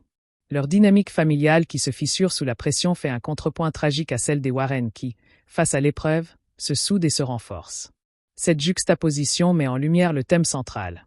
Ce n'est pas la simple existence de liens familiaux, mais leur qualité et leur résilience qui font la différence face à la dissolution. L'arc du personnage de Lorraine, tel que porté par Vera Farmiga, trouve une conclusion magnifique. Elle commence la saga comme une femme effrayée par son don, apprend à l'utiliser comme un outil de compassion, et doit finalement en faire usage pour sauver l'incarnation même de l'amour qui a donné un sens à sa vie. Son voyage est un cercle qui se referme parfaitement, et Farmiga habite chaque étape de cette conclusion avec une grâce et une intensité qui confèrent au film une authenticité psychologique rare dans le genre. De même, l'arc d'Ed Warren, interprété par Patrick Wilson, est celui d'un guerrier qui découvre que son arme la plus puissante n'est pas son courage physique ou son savoir, mais son acceptation de sa propre vulnérabilité et la puissance transformatrice de son amour paternel. Sa condition cardiaque en est le symbole organique. Le héros ne triomphe pas en étant plus fort que le monstre, mais en ayant l'humilité de reconnaître que sa force, et celle de sa famille, est d'une nature différente, plus profonde et plus essentielle. L'esthétique des années 80 est intégrée avec discrétion et justesse. Elle se perçoit dans les détails du décor, les coupes de vêtements, les véhicules, créant une ambiance de fond sans jamais verser dans la caricature. Cette période, souvent associée au matérialisme et à l'excès, forme un contraste intéressant avec la lutte spirituelle et intemporelle des Warren. Elle rappelle aussi que l'âge d'or des affaires de hantise médiatisées, comme celle des Smurls, appartient à cette décennie, ancrant ainsi le film dans un contexte historique et culturel précis. Le film évite avec succès le sentimentalisme larmoyant dans son dénouement. L'expression de l'amour familial n'est pas verbale ou mélodramatique, mais se traduit par l'action, la présence physique et l'échange de regards porteurs de toute une histoire. Le fait qu'ils détruisent le miroir ensemble, dans un silence lourd de signification, confère à la scène une gravité et une solennité qui élèvent l'émotion au-delà du simple pathos. C'est un moment de pure résolution cinématographique où le langage des âmes se substitue efficacement aux mots. En définitive, Conjuring, l'heure du jugement assume pleinement et avec succès son rôle de chapitre final. Il est une rétrospection émue, un règlement de compte métaphysique et une bénédiction narrative pour ses protagonistes. S'il ne révolutionne pas le genre horrifique et s'appuie sur une mécanique éprouvée, il atteint son objectif principal avec une élégance certaine, offrir une sortie digne, émotionnellement riche et thématiquement cohérente à Ed et Lorraine Warren. Il prouve que dans une saga bâtie sur la peur, la plus grande victoire peut être de laisser ses héros en paix, et que l'horreur la plus profonde n'est parfois que l'envers obscur d'un amour digne d'être défendu jusqu'au sacrifice. L'objet maudit, le miroir, transcende sa fonction d'accessoire pour incarner une architecture spirituelle défaillante, un point de rupture dans le voile entre les mondes. Son cadre orné ne délimite pas un reflet mais une interface, une zone d'extraction où les peurs les plus privées sont siphonnées et réverbérées sous une forme tangible. L'entité qui y est liée ne réside pas à l'intérieur mais utilise l'objet comme une lentille pour focaliser son influence, transformant chaque regard en une invitation involontaire à la violation psychique. Cette mécanique fait du miroir une arme de guerre cognitive, visant moins le corps que la cohérence même de la perception de la réalité chez ses victimes. La possession de Judy constitue l'aboutissement d'une logique démoniaque de récupération perverse d'un miracle. L'âme de l'enfant, revenue d'un seuil que peu franchissent, représente pour l'entité une proie d'une valeur symbolique inestimable, un trophée qui signerait sa victoire sur les forces de la vie et de l'amour qui l'ont ramenée. Cette attaque n'est pas un assaut frontal mais une corrosion patiente, exploitant les fragilités inhérentes à une existence marquée par un tel traumatisme originel. Le démon cherche à remplacer l'identité forgée par l'affection parentale par une contrefaçon spirituelle, une entité née du désespoir et de la manipulation, effaçant ainsi la victoire initiale des Warren. Le triomphe de l'union familiale comme principe exorcistique redéfinit les règles de l'affrontement dans l'univers Conjuring. Il établit que la puissance surnaturelle la plus efficace émane non d'une autorité religieuse extérieure, mais de la cohésion interne d'un système relationnel fondé sur un amour inconditionnel. Cette force agit comme une sorte d'immunité spirituelle collective, une lumière blanche générée par la résonance harmonique de trois âmes alignées dans un même but. Le rituel final, dépouillé de tout formulaire, devient un acte de pure affirmation existentielle. Nous sommes, et notre être ensemble vous annule. Le prologue de 1964 agit comme la clé de voûte narrative de toute la saga, révélant que le premier grand traumatisme des Warren fut aussi leur première rencontre avec l'ennemi qui définirait leur destin. La vision de Lorraine n'est pas une prémonition parmi d'autres, mais la signature énergétique d'une entité prenant acte de l'exception que représente l'enfant à naître. La naissance cliniquement morte et le retour à la vie créent une cicatrice dans le tissu spirituel de Judy, une marque qui émet un signal pour les prédateurs des plans inférieurs, attendant le moment optimal pour frapper. Vera Farmiga porte en elle la mémoire corporelle de chaque vision, de chaque confrontation, donnant à Lorraine une gravité qui va au-delà de l'écran. Son interprétation montre une femme pour qui le don est devenu une seconde peau, une perception accrue du monde qui est à la fois une malédiction et sa plus grande arme. La lassitude dans ses yeux n'est pas de l'épuisement, mais la sagesse de celle qui a vu le pire et doit puiser dans ses dernières réserves pour le combat ultime. Chaque interaction avec Judy est teintée de cette connaissance tragique, d'un amour pétri d'angoisse et de détermination farouche. Patrick Wilson sculpte un Ed Warren dont l'héroïsme a mué, passant de la force physique juvénile à l'autorité tranquille d'un patriarche spirituel. Ses problèmes cardiaques ne sont pas une faiblesse narrative mais l'incarnation physique du coup d'une vie à endurer des stress psychiques extrêmes. Sa performance communique une vulnérabilité touchante qui rend son courage d'autant plus poignant. Il se bat malgré les limites de son propre corps, transformant sa faiblesse organique en un moteur de compassion et de volonté renouvelée. Son amour pour sa famille est sa colonne vertébrale morale, inflexible. La progression du harcèlement chez les Smurls est un manuel d'horreur psychologique appliqué. La première phase, dite de infestation, vise à saper les fondements rationnels de la famille par des phénomènes inexplicables mais dénués de menaces directes. La seconde phase, dite de oppression, introduit une terreur personnalisée et violente, visant à isoler chaque membre et à briser les liens qui les unissent. Cette stratégie démontre une intelligence tactique qui dépasse le cadre d'un simple esprit malveillant, suggérant une entité experte en torture mentale et en dissolution sociale. Le travail du directeur de la photographie crée une dialectique visuelle entre la chaleur du souvenir traumatique et la froideur clinique de la menace actuelle. Les séquences de 1964 baignent dans une lumière dorée et granuleuse, évoquant à la fois la nostalgie et l'innocence perdue. En contraste, l'esthétique des années 80 est plus nette, plus froide, avec des ombres aux contours précis, reflétant un monde où le mal opère avec une précision presque technologique. La maison Smurl est traitée comme un organisme malade, dont les angles de caméra suggèrent la distorsion et l'instabilité. L'écriture du scénario fonctionne sur le principe de l'écho et de la résonance, où chaque élément du présent trouve son origine dans le passé non résolu. L'affaire Smurl n'est pas une simple nouvelle enquête, mais le déclencheur qui force les Warren à réouvrir la plus ancienne et douloureuse de leurs blessures. Les dialogues sont souvent réduits à l'essentiel, laissant la charge émotionnelle portée par des silences éloquents et des regards chargés d'une histoire partagée, renforçant l'idée d'une connexion qui transcende le langage parlé. La conception sonore opère une transition subtile d'un film à l'autre dans la franchise. L'ambiance sonore passe d'une grammaire de l'effroi ponctuée de stingers aigus à une tension environnementale continue, un bourdonnement menaçant à la limite de l'audible qui imprègne chaque instant.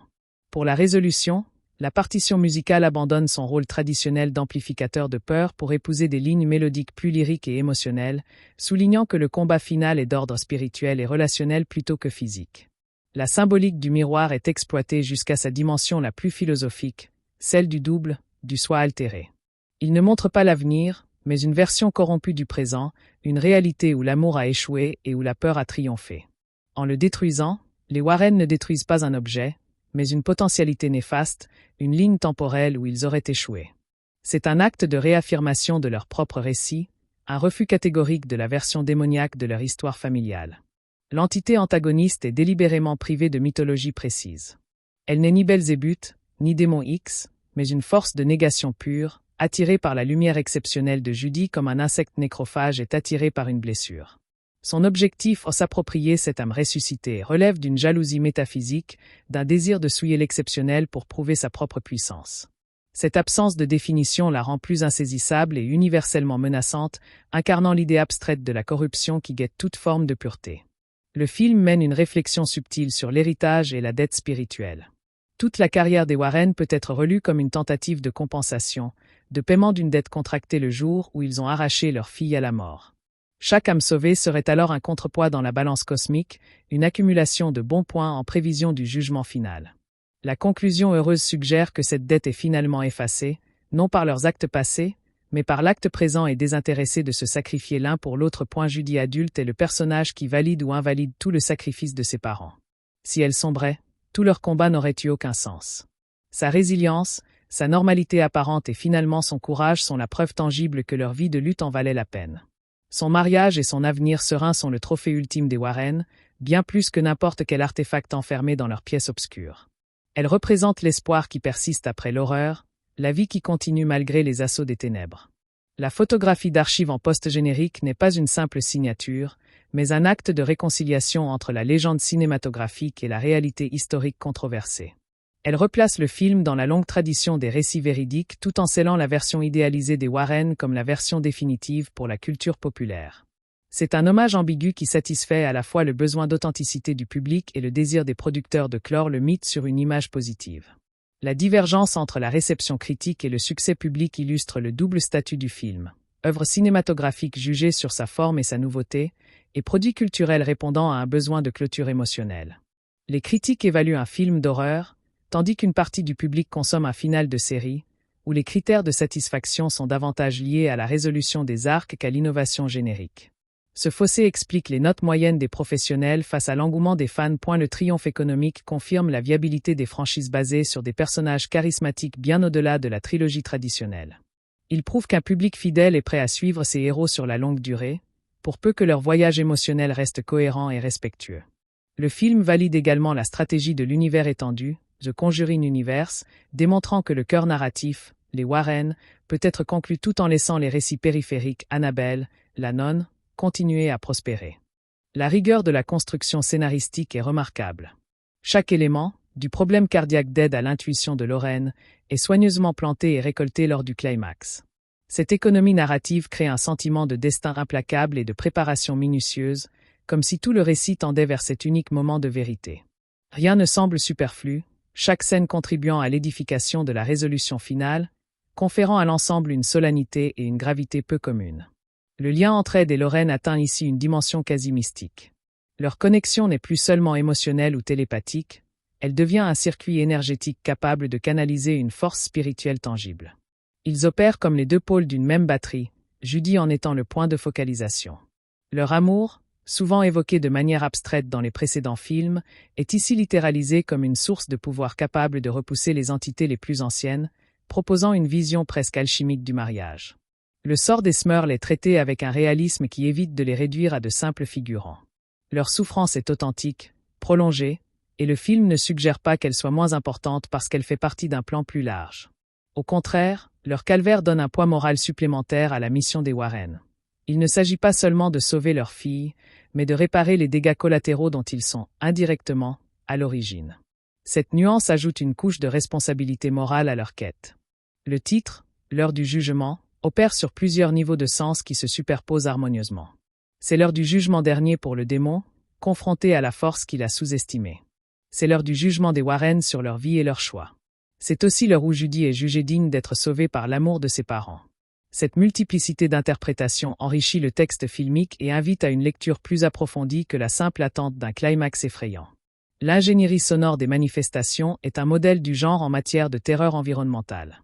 Les sons sont rarement surnaturels en eux-mêmes. Ce sont des bruits domestiques, cliquetis de radiateurs, craquements de poutres, grincements de parquet, poussés à un degré d'intensité ou de répétition anormale. Cette stratégie corrode la sensation de sécurité dans le foyer en pervertissant son paysage sonore familier, rendant l'intrusion démoniaque d'autant plus insidieuse et invasive.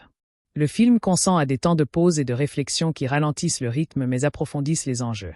Les séquences où les Warren enquêtent sur leur propre passé, compulsent leur dossier, ou simplement parlent de leurs craintes, construisent une tension d'une autre nature, plus psychologique et existentielle.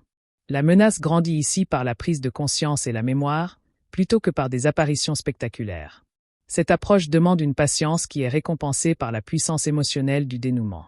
Le rapport à la religion instituée est repensé dans cet ultime opus. La foi n'est pas rejetée, mais elle est intériorisée, personnalisée. Les objets bénis et les prières restent des outils, mais la véritable puissance émane de la foi que les Warren ont les uns dans les autres. Cette spiritualité relationnelle est présentée comme plus fondamentale et plus puissante que toute liturgie, car elle est active, vivante et incarnée. Le film propose ainsi une vision écuménique de la lutte contre le mal, où le cœur purifié par l'amour devient le temple le plus solide. L'interprétation de l'actrice jouant Judy est cruciale pour maintenir l'équilibre entre la victime et l'héroïne. Elle doit montrer la force tranquille d'une femme ayant vécu une enfance extraordinaire, mais aussi la fragilité fondamentale de quelqu'un dont l'âme a été marquée avant même la naissance. Sa possession est jouée avec une froideur et une logique perverse qui la rendent d'autant plus terrifiante, et son sauvetage nécessite que ses parents reconnaissent son essence véritable sous la distorsion démoniaque. Le sanctuaire domestique des Warren est violé d'une manière nouvelle, non par une intrusion physique, mais par la réalisation que la menace les a toujours suivis. Leur retraite n'était qu'une illusion, le vrai combat les attendait au tournant, sous la forme d'une conséquence différée de leur plus ancien drame.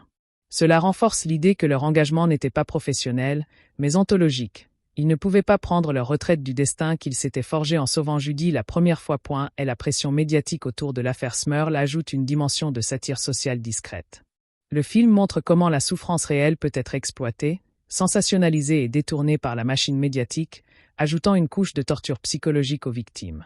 Les Warren doivent naviguer dans ce paysage tout en protégeant le secret qui rend l'affaire personnelle, la cible réelle est leur fille. Cette tension entre public et privé, entre vérité et exposition, complexifie leur mission de manière réaliste. Le motif de la vision aveuglante est central. Lorraine, la voyante, a été empêchée de voir la vérité complète pendant des années, peut-être par une autocensure protectrice. Le démon, maître des illusions, aveugle les Smurls en leur présentant des spectres de souffrance. La guérison advient lorsque toute la famille Warren ouvre les yeux ensemble, partageant une vision claire et unifiée de la menace et de la solution. La lumière qui en émane est à la fois métaphorique et littérale, chassant les ombres de la division et du mensonge. La mise en scène de la séquence conclusive est un modèle de retenue et de puissance suggestive. En se concentrant sur les visages des acteurs et en traitant la destruction du miroir avec une simplicité presque antispectaculaire, le réalisateur place l'accent sur l'émotion et le symbolisme plutôt que sur l'effet spécial. Ce choix audacieux assume que le public est suffisamment investi dans les personnages pour que le drame humain soit plus captivant que toute pyrotechnie surnaturelle. La musique finale, apaisante et nostalgique, opère comme un baume sur les nerfs du spectateur après 2 heures de tension. Elle ne célèbre pas une victoire guerrière, mais une paix retrouvée, un repos bien mérité. En accompagnant les images du mariage de Judy et de la retraite des Warren, elle scelle le pacte émotionnel avec le public. Les héros ont gagné leur happy end, et le spectateur est invité à partager leur soulagement et leur sérénité. C'est une conclusion en mode majeur pour une saga souvent écrite en mode mineur. L'héritage du film est d'avoir offert une sortie définitive et élégante à ses protagonistes principaux, libérant la franchise de son axe originel. En fermant le livre des Warren de manière si concluante, il permet à l'univers Conjuring d'explorer de nouvelles directions sans être obligé de se référer constamment à ses figures fondatrices. Il prouve qu'une saga peut avoir une fin satisfaisante, et que cette fin peut même renforcer la cohérence et la richesse du monde qu'elle laisse derrière elle. L'exploration des thèmes familiaux atteint une profondeur psychologique rare dans le genre. Le film aborde la culpabilité des survivants, la transmission intergénérationnelle du trauma et la redéfinition de la protection comme un acte mutuel plutôt qu'unilatéral. La famille n'y est pas un refuge passif, mais un système dynamique qui se renforce et se redéfinit précisément en traversant l'épreuve ensemble, chaque membre apportant sa part à la résistance collective. En comparaison avec ses prédécesseurs, le film sacrifie une part d'originalité horrifique au profit de la cohésion thématique et de la maturation émotionnelle. Il n'a pas la perfection formelle du premier Conjuring, ni l'ambition narrative étendue du troisième. Mais il possède une maturité et une gravité qui lui sont propres, fonctionnant davantage comme un drame métaphysique que comme un film d'épouvante pure. Son identité hybride est à la fois sa force et la source des critiques sur son manque de frissons novateurs. La réalisation de Michael Chavez est ici au service de la clarté narrative et de l'émotion. Elle ne cherche pas à impressionner par des plans audacieux ou une esthétique révolutionnaire, mais à raconter de la manière la plus directe et touchante possible la conclusion d'une histoire longue de plusieurs films. Cette approche humble et respectueuse du matériau source était probablement la plus appropriée pour un épisode d'adieu, où la satisfaction du public fidèle prime sur la conquête de nouveaux territoires formels. La question théologique sous-jacente est traitée avec finesse. Le divin réside-t-il dans l'institution ou dans le lien? Le film penche résolument pour la seconde option, suggérant que l'amour humain dans sa forme la plus pure et la plus sacrificielle est une manifestation directe du sacré, voire l'arme la plus puissante contre la profanation. Les Warren deviennent ainsi les prêtres d'une religion intime, dont le sacrement est leur union et le miracle qu'elle a produite, la vie de Judy. La structure en diptyque temporel 1964 sur 1986 crée une riche ironie dramatique et un puissant sentiment de destin. Le spectateur, omniscient, voit les pièces du puzzle s'assembler bien avant les personnages, ce qui intensifie l'angoisse et rend la révélation finale cathartique pour tous. Cette construction classique donne à l'histoire d'horreur contemporaine la résonance et la profondeur d'une tragédie grecque, où la faute originelle, ici, une simple enquête, doit être expiée des décennies plus tard. Les esprits fantômes manipulés sont présentés comme des victimes éternelles, dont la souffrance est recyclée par le démon pour en créer de nouvelles. Ils ne sont pas des antagonistes volontaires, mais des instruments dans une économie de la terreur. Cette vision ajoute une dimension tragique et morale à l'horreur. Le mal suprême est celui qui ne crée pas seulement la souffrance, mais qui pervertit même la mémoire et le repos des morts pour étendre son empire. C'est une corruption totale de l'ordre naturel et spirituel. La crédibilité des Smurls repose sur la justesse du jeu d'ensemble des acteurs secondaires. Leur peur doit sembler usée, authentique, le résultat d'un long harcèlement qui a érodé leur résistance psychique. La désintégration de leurs cellules familiales sous la pression fait un contrepoint pathétique à la solidification de celle des Warren. Cette juxtaposition illustre le cœur du propos. Face au mal qui cherche à diviser, l'unité n'est pas un donné mais un choix actif et quotidien, un acte de résistance en soi. L'arc de Lorraine, magnifiquement servi par Vera Farmiga, boucle la boucle de son voyage de la peur à la maîtrise, puis du sacrifice à la rédemption. Elle a appris à vivre avec ses visions, à les utiliser pour aider les autres, et doit finalement les affronter pour sauver l'essence même de sa raison de vivre. Farmiga communique toute cette histoire à travers une palette d'expressions subtiles, où la terreur, l'amour et la détermination se combinent pour créer un portrait d'une profonde humanité. L'évolution d'Ed, portée par Patrick Wilson, est celle d'un héros qui passe de la force physique à la force morale. Ses problèmes cardiaques symbolisent le coût d'une vie au front des guerres spirituelles, mais aussi la vulnérabilité qui rend son courage plus humain et plus touchant. Il ne triomphe pas en écrasant l'ennemi, mais en tenant bon, en étant présent, en incarnant un amour paternel inébranlable. C'est un héroïsme de la persévérance et de la tendresse, plus rare et plus précieux que celui des muscles. L'évocation des années 80 se fait avec une retenue qui évite le pastiche. Elle est présente dans les détails, design, musique d'ambiance, attitude, sans jamais devenir intrusive, servant de toile de fond réaliste à un drame intemporel. Cette période charnière, entre technologie ascendante et crise de foi, forme un cadre parfait pour une histoire où des valeurs familiales archaïques triomphent d'une menace presque technocratique dans sa méthodologie. C'est l'humain et l'irrationnel de l'amour qui bat la froide logique du démon. Le dénouement évite toute grandiloquence mélodramatique au profit d'une sobriété chargée d'émotions. L'amour familial s'exprime par des actes, se tenir la main, se placer devant le danger, et par des regards, plutôt que par de grands discours. La destruction du miroir est un acte simple, presque silencieux, dont la puissance réside dans son symbolisme et dans l'unité de ceux qui l'accomplissent. C'est la preuve que le cinéma d'horreur peut atteindre des sommets émotionnels sans renier sa nature, par la force de personnages bien écrits et incarnés. En conclusion définitive, Conjuring, l'heure du jugement est bien plus qu'un simple épisode de plus. C'est l'acte final d'un opéra en plusieurs parties, où les leitmotifs de la peur, de la foi et de la famille se rejoignent pour un final grandiose et émouvant. Il clôt le chapitre Warren avec dignité, cohérence et une réelle profondeur psychologique, offrant aux personnages et au public la paix méritée après une longue traversée des ténèbres. Il restera comme l'exemple d'une conclusion de saga réussie, où l'émotion l'emporte sur le spectacle, et où les héros peuvent enfin poser les armes. Le miroir dans Conjuring 4 n'est pas une simple surface réfléchissante, mais un portail résonnant, un appareil métaphysique qui capture et déforme les ondes psychiques de ceux qui entrent dans son champ. Il fonctionne comme un piège à âme passif, son pouvoir maléfique se nourrissant non de sang mais de l'énergie émotionnelle brute de la terreur et du désespoir. Son cadre ouvragé dissimule une géométrie occulte visant à focaliser cette énergie, transformant un meuble banal en un instrument de torture spirituelle d'une précision diabolique. Chaque vision qu'il offre est un mensonge élaboré, une projection destinée à saper les fondements mêmes de l'identité de sa victime en lui montrant une version de la réalité où ses pires craintes ont déjà triomphé. La possession de Judy représente le point culminant d'une guerre d'usure métaphysique menée sur 2 décennies, une campagne patiente visant à infiltrer les défenses psychiques d'une âme préconditionnée par un miracle traumatique. L'entité ne cherche pas simplement à habiter son corps, mais à réécrire son histoire personnelle, à remplacer les souvenirs d'amour parental par une narration de prédestination démoniaque. Cette corruption passe par une distorsion subtile des émotions et des pensées, faisant de Judy un complice involontaire de sa propre damnation. Le démon opère comme un virus psychique, exploitant la faille spirituelle créée lors de sa naissance pour y insinuer son influence, jusqu'à ce que l'hôte ne fasse plus qu'un avec le parasite. La résolution par l'union familiale institue une nouvelle métaphysique au sein de l'univers Conjuring, plaçant la connexion émotionnelle comme force primordiale supérieure aux dogmes religieux ou aux rituels magiques. Cet amour actif et sacrificiel fonctionne comme un champ de force co-créé, une bulle de réalité alternative où les lois démoniaques de la corruption et de la peur sont temporairement suspendues. Le triomphe final n'est pas une victoire par la supériorité, mais par l'incompatibilité fondamentale. La fréquence vibratoire de leur lien est si opposée à celle du néant démoniaque qu'elle provoque une annulation mutuelle, une sorte d'annihilation spirituelle. Le prologue de 1964 agit comme le point zéro de la mythologie personnelle des Warren, le moment fondateur où leur destin familial bascule irrémédiablement du côté de l'occulte. La vision de Lorraine n'est pas un avertissement mais une contamination, un transfert d'informations maléfiques qui souille le processus même de la gestation. La naissance mort-née de Judy et son retour à la vie ne constituent pas un simple drame médical mais un événement théologique mineur, un miracle qui crée une dette existentielle et attire l'attention d'entités avides de s'approprier cette énergie de renaissance. Ce jour marque le début d'un compte à rebours invisible.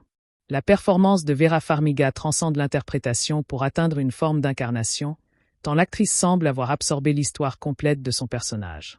Elle joue une Lorraine dont la sagesse est une cicatrice, dont la compassion est une fatigue noble, et dont la détermination puise dans des réserves presque épuisées.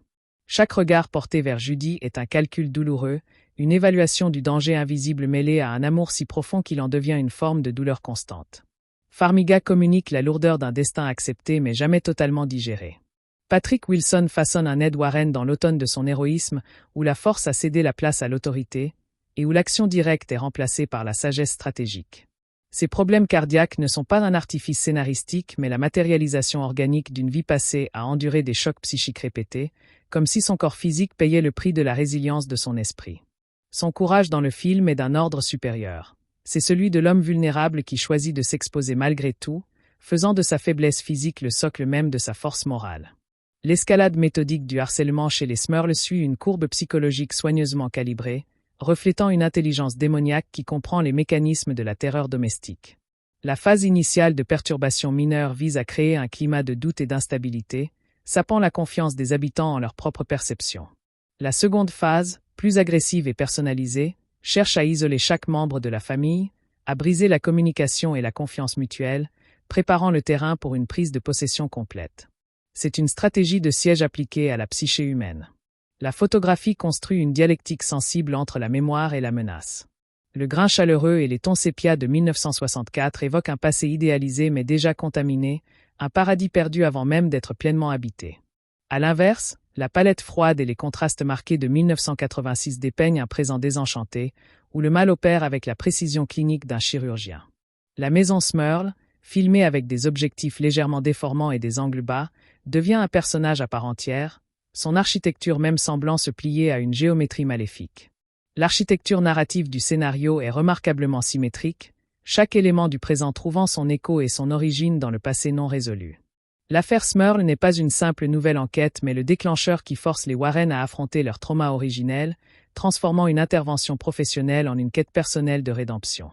Les dialogues, souvent laconiques, laissent une large place aux non-dits et aux sous-textes, suggérant une profondeur d'histoire partagée qui rend les relations plus crédibles et émotionnellement chargées. L'environnement sonore évolue significativement par rapport au film précédent, privilégiant une atmosphère de pression constante plutôt que des chocs ponctuels. Les bruits sont souvent ambigus, à la frontière du naturel et du surnaturel, créant un sentiment de paranoïa acoustique. La musique de Joseph Bichara, tout en conservant ses signatures inquiétantes, se fait plus chorale et mélodique lors des moments clés, soulignant la dimension spirituelle et émotionnelle du conflit plutôt que sa simple dimension horrifique. Le miroir en tant que symbole est poussé à son paroxysme. Il représente l'auto-aliénation, le piège de la conscience qui se regarde sans se reconnaître. Pour les Warren, le confronter signifie affronter leur plus grande peur, que leur amour ait été impuissant, que leur fille leur échappe définitivement. Sa destruction n'est donc pas un acte de violence, mais un acte de réunification, de restauration de l'intégrité du soi familial. Briser la surface réfléchissante, c'est briser le sortilège de la séparation et du doute qui rongeait leur unité depuis 20 ans. L'antagoniste démoniaque est volontairement privé de caractéristiques individuelles fortes, incarnant moins une personnalité qu'un principe métaphysique de négation. Son obsession pour Judy relève d'une logique de prédation spirituelle. S'approprier une âme qui a frôlé l'au-delà et en est revenue, serait la preuve ultime de sa domination sur le cycle de la vie et de la mort. Il agit comme un anti-dieu, cherchant non à tuer, mais à corrompre et à posséder, transformant la lumière en ombre et l'amour en instrument de torture. Le film interroge la notion de prix à payer pour une vie de combat contre les ténèbres. Les Warren ont sacrifié leur tranquillité, leur anonymat, et une partie de leur santé au service d'une mission qu'ils n'ont peut-être jamais pleinement choisie. L'heure du jugement pose la question de la rétribution. Leur dévouement leur vaut-il une rédemption, ou simplement un sursis? La réponse du film est optimiste mais nuancée. Leur amour, ultimement, est à la fois la cause de leur calvaire et l'instrument de leur salut, bouclant ainsi le cycle de manière poétique. Judy adulte est le testament vivant de la bataille de ses parents, l'incarnation de la vie qui persiste malgré l'assaut des ténèbres. Sa normalité apparente, son équilibre, sont en eux-mêmes une victoire silencieuse sur le destin qui lui était promis. Lorsqu'elle est possédée, ce n'est pas sa faiblesse qui est exploitée, mais au contraire sa force et son lien exceptionnel avec ses parents, rendant sa chute d'autant plus tragique. Son salut et son avenir heureux représentent la validation ultime du sacrifice de toute une vie, la preuve que la lumière peut effectivement l'emporter. La scène post-générique, avec son artefact réel, opère comme un point d'ancrage entre la fiction spectaculaire et le folklore populaire dont elle s'inspire. Elle ne cherche pas à prouver la véracité des événements, mais à inscrire le film dans une tradition narrative plus large, celle des récits de hantise qui ont marqué l'imaginaire américain. C'est un clin d'œil aux connaisseurs et un hommage aux figures historiques controversées, tout en maintenant le flou artistique qui a fait le succès de la franchise. Le fossé entre la réception critique et l'adhésion du public révèle les attentes différentes portées sur un tel film. Pour les critiques, il s'agit d'évaluer une œuvre cinématographique autonome selon des critères d'originalité et de maîtrise technique. Pour le public fidèle, il s'agit de consommer l'épilogue d'une saga affective, où les critères de succès sont la satisfaction émotionnelle et le respect des personnages. Ce décalage explique pourquoi un film peut être considéré comme conventionnel par les uns et parfaitement réussi par les autres. Le succès financier massif démontre la robustesse du modèle de franchise centré sur des personnages charismatiques et une mythologie cohérente. Il valide l'idée qu'un public peut s'attacher à des héros sur le long terme, à travers plusieurs aventures, pour peu que leur évolution soit respectée. Il ouvre également la voie à des conclusions définitives dans le cinéma de genre, prouvant qu'une fin peut être commercialement viable et même désirée, contrairement à l'impératif de séries ouvertes perpétuelles. La construction du scénario est un modèle d'économie narrative, où chaque scène, chaque réplique, chaque objet, trouve sa raison d'être dans l'économie globale du récit. Rien n'est laissé au hasard, créant un tissu dramatique d'une densité et d'une cohérence rares pour un 4e opus.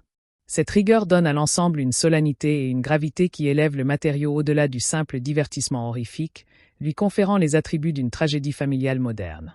La relation Ed-Lorraine atteint dans ce film sa pleine maturité spirituelle.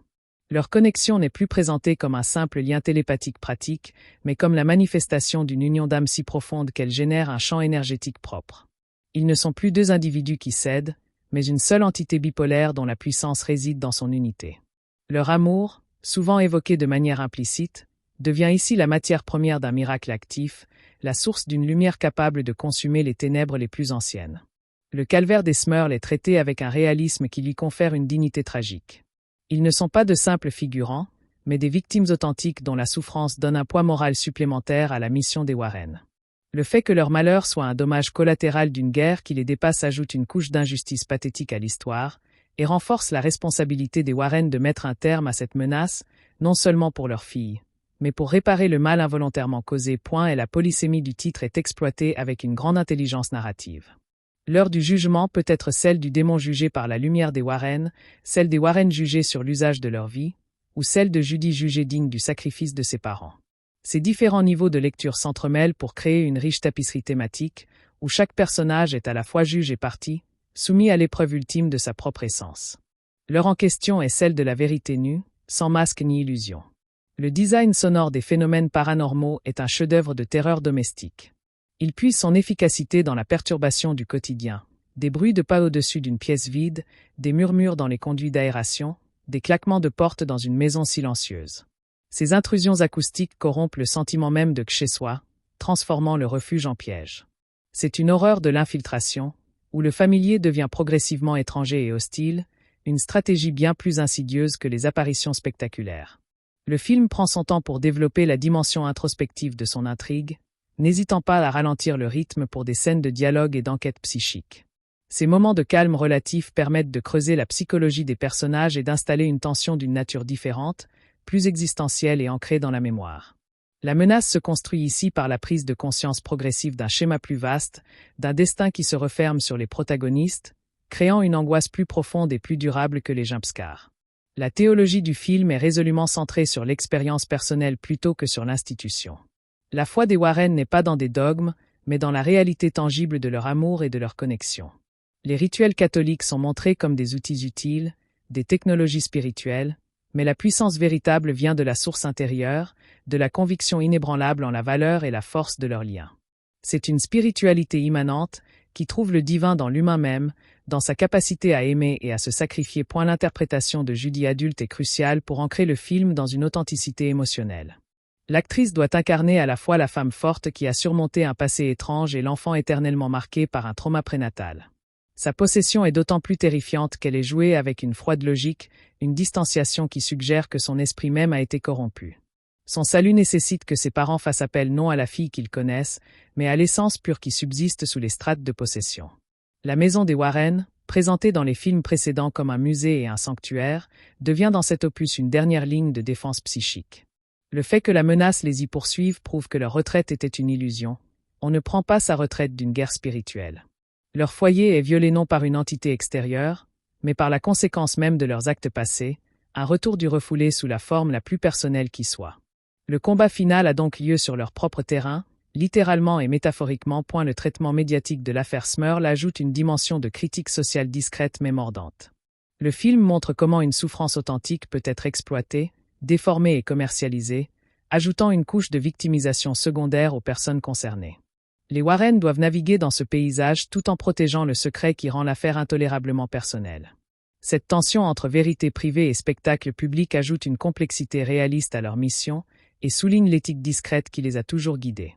Le thème de la vision et de l'aveuglement est traité de manière dialectique. Lauren, la voyante, a été aveuglée pendant des années sur la signification complète de sa vision, peut-être par un mécanisme d'autoprotection. Le démon, quant à lui, aveugle ses victimes en les bombardant d'illusions cauchemardesques. La guérison, la vue restaurée, advient lorsque les trois Warren alignent leur perception et voient enfin la même vérité, créant une vision unifiée qui dissipe les mirages. La lumière qui émane d'eux est à la fois métaphore et phénomène littéral. La mise en scène du climax est un acte de confiance dans le pouvoir de la performance et de l'émotion. En se concentrant sur les visages des acteurs et en traitant la destruction du miroir avec une simplicité presque austère, le réalisateur mise tout sur l'investissement affectif du spectateur. Il n'y a pas de monstre CGI spectaculaire, pas d'explosion pyrotechnique, juste la résolution silencieuse et puissante d'un drame humain. Ce choix affirme que le véritable enjeu n'était jamais le miroir ou le démon, mais l'âme de la famille elle-même.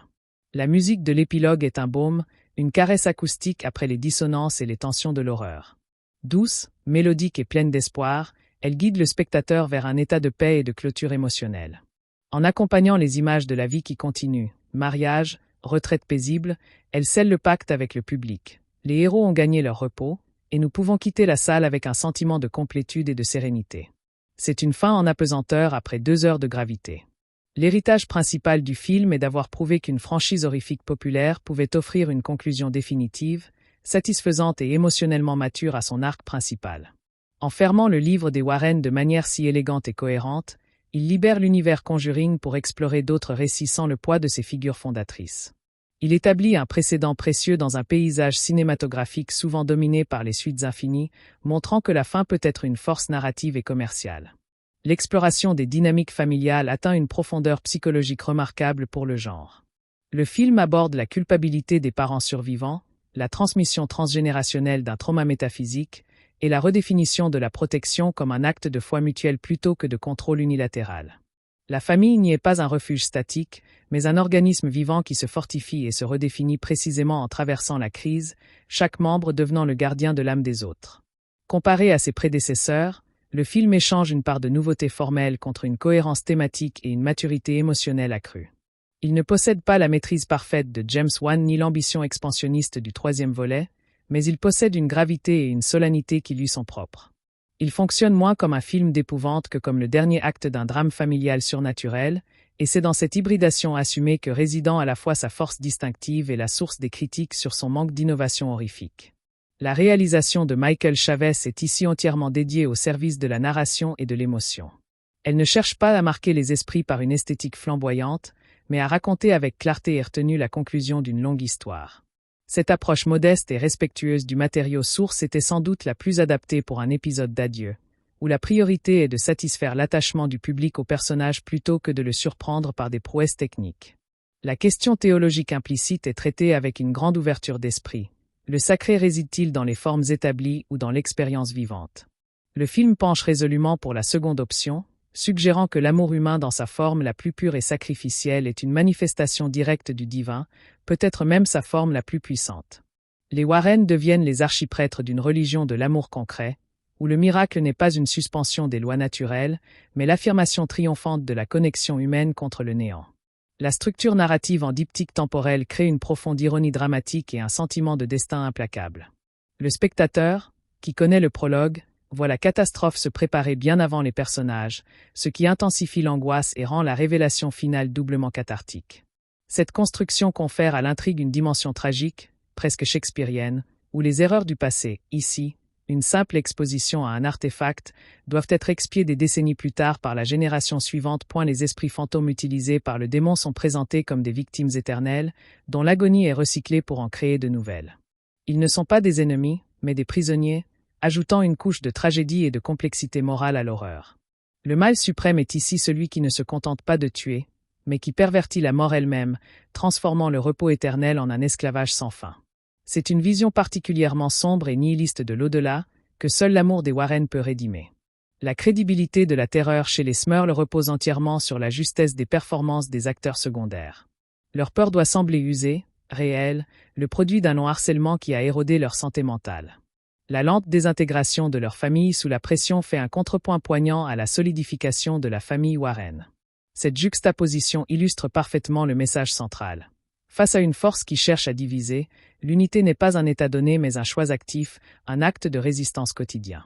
L'arc de Lorraine, magistralement porté par Vera Farmiga, est celui d'une réconciliation avec un don qui a été à la fois une malédiction et un don. Elle passe de la peur de ces visions à leur acceptation, puis à leur utilisation comme outil de compassion, et enfin à leur transcendance dans l'acte ultime de salut maternel. Farmiga communique cette évolution à travers une palette d'expressions d'une subtilité rare, où la vulnérabilité et la force, la terreur et l'amour, se fondent en un portrait d'une humanité bouleversante.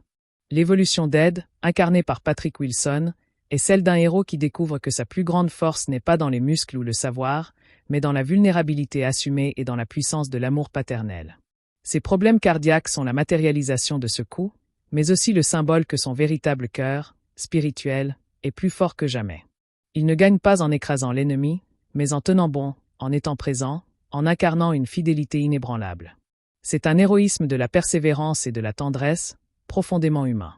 L'évocation des années 80 est faite avec un sens du détail qui évite la nostalgie facile. Elle sert de cadre réaliste à un drame intemporel, rappelant que cette décennie fut aussi l'âge d'or des récits de hantise médiatisés. Le contraste entre le matérialisme ambiant de l'époque et la lutte purement spirituelle des Warren est savoureux. C'est finalement des valeurs considérées comme archaïques, l'amour familial, le sacrifice, la foi qui triomphe d'une menace presque moderne dans sa méthodologie froide et calculatrice. Le dénouement évite toute grandiloquence pour privilégier une émotion sobre et puissante. L'amour s'exprime par des gestes simples, une main tenue, un regard échangé, une position protectrice, et par une présence silencieuse. La destruction du miroir est un acte presque rituel dans sa simplicité, dont la puissance réside dans l'unité de ses auteurs et dans le symbolisme de l'objet. C'est la preuve que le cinéma de genre peut atteindre des sommets émotionnels par les moyens les plus directs, des personnages auxquels on croit, dans une situation dont on comprend tous les enjeux.